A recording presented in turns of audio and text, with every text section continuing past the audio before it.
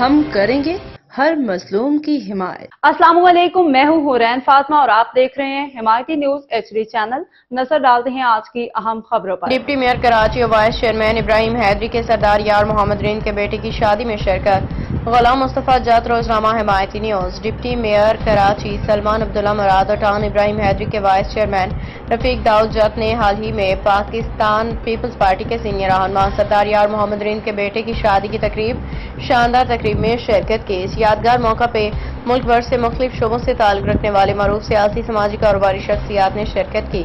سلمان عبداللہ مراد اور رفیق داؤد جت نے دولہا دلہن کو ازدواجی زندگی کی نئی شروعات پہ دل کی گہرائیوں سے مبارکباد دی، دعا کی اللہ تعالیٰ انہیں محبت، خلوص اور خوشیوں سے بھرپور زندگی عطا فرمائے۔